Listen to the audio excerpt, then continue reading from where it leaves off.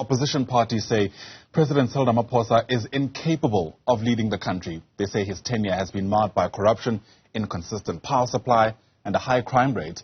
MPs are expected to conclude debating Ramaphosa's State of the Nation address later on today. But let's make sense of day one for you. Bring in academic and anti-apartheid activist Dr Mamphela Ramphele, who joins us via our video link this morning. Doc, it's always great to see you. Thanks, as always, for making time to speak to us. And so much being said about day one of this year's SONA debate, as it were. But when you look at the substance, really, of what MPs had to say on that lectern yesterday, did you get the sense that they really are prioritizing national interests or matters of national concern, or do you reckon it just comes down to political expediency? Good morning. I believe that our parliament has deteriorated to a real low standard of engagement. And that deterioration reflects the deterioration in the politics of our country. There is no core value system that governs how public representatives conduct themselves in a way that shows respect for the people they are representing. Let alone that we have public representatives who are totally disconnected from the needs, the pain, and the pressing issues of citizens. So I believe that both the speech of our president and the responses are really part of what has been turned into a game.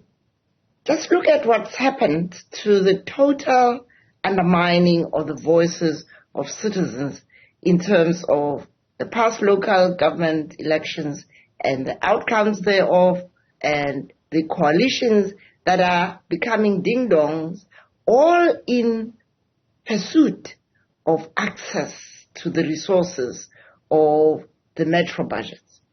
And so in Parliament this year, what we are seeing are games in preparation for 2024.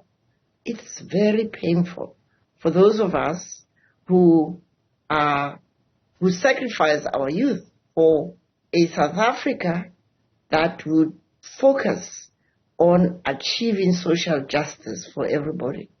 A South Africa which is a rich country, but where the majority of people today live in abject poverty.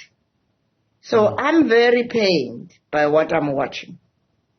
And it's difficult to not take what you're saying in line or within the context of what the optics look like. I mean, for instance, we're also sitting with the parliament, which is essentially being held at the city hall. And that was because, quite literally, it felt like there were no adults in the room to prevent the house from burning down. I wonder how you reckon we got here as a country, and more specifically as a parliament. We have gotten to where we are because we lost the lodestar of where are we going as a nation. After Madiba's term, we unfortunately had a successive governments who were focusing more on the party, positions within the party,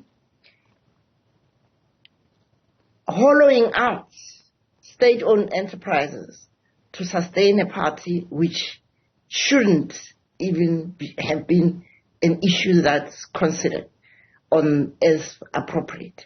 But what's happened in South Africa is what's happened to the rest of the continent. We mustn't forget that what's happened in post-colonial Africa is that our governments have taken their example of governance from colonial governance, which unashamedly had captured our states and were hollowing them out for the mother country. But when you are a South African, you capture a state that was won by so much sacrifice. Where is your conscience? Where are your ethics? But the ANC has lost its ethics. There is even no pretense now that there can be a renewal. But I'm not saying the opposition are any better. So what we need in South Africa is a return to the source of our being, our value system, which we were all brought up. If you grew up in a village like me, we were brought up with Ubuntu as a lodestar that guides you in what you do, can do, how you do what you do. And our children, 70% of our youths who have been thrown under the bus because of a terrible education system, despite advice that's abundant, models that are abundant, our government just continues to produce young people who can read, who can write, who can express themselves. Because it is convenient for them to have an uninformed, uncritical citizenry. It is time for us to stop focusing so much, as you as a media do, on the games in Parliament.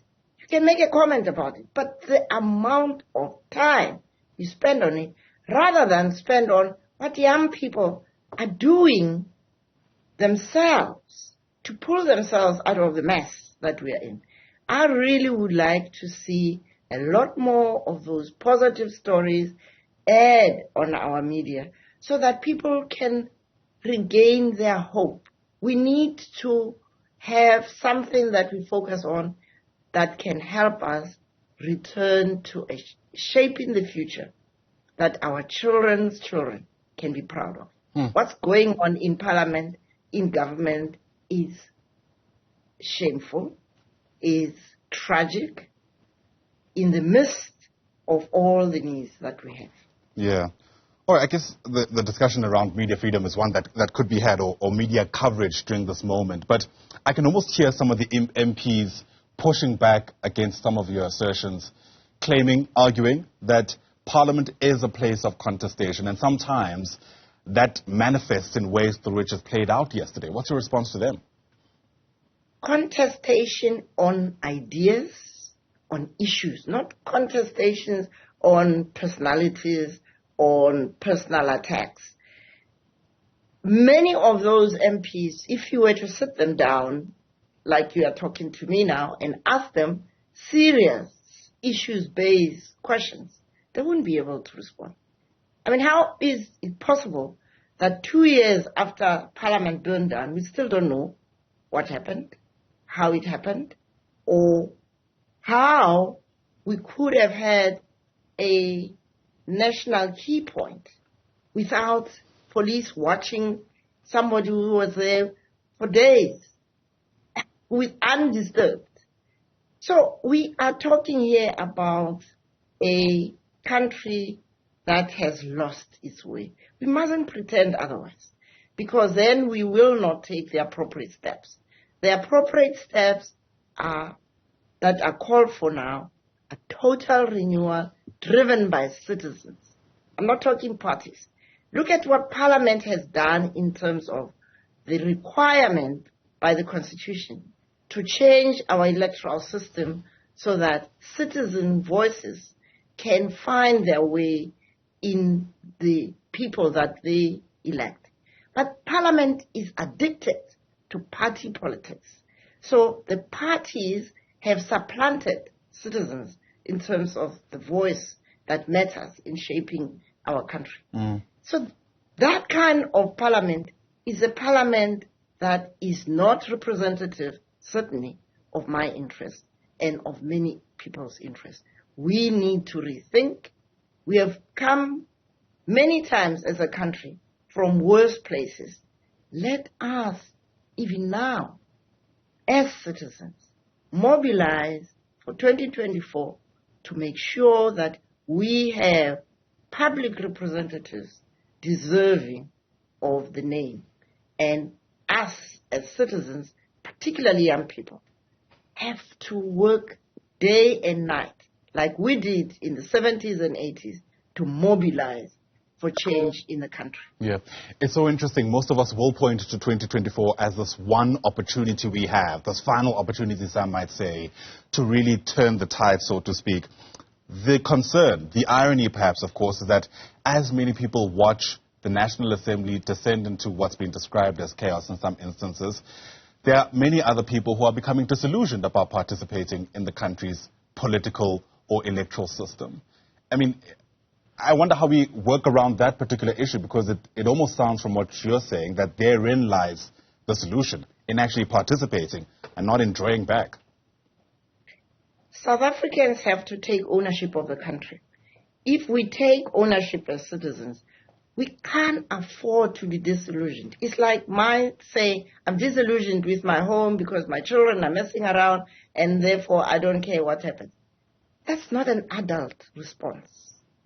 We, as citizens of this country, are called upon as the adults to retake control over our affairs, the politics, the economics, the social. We can turn this country around. We know that.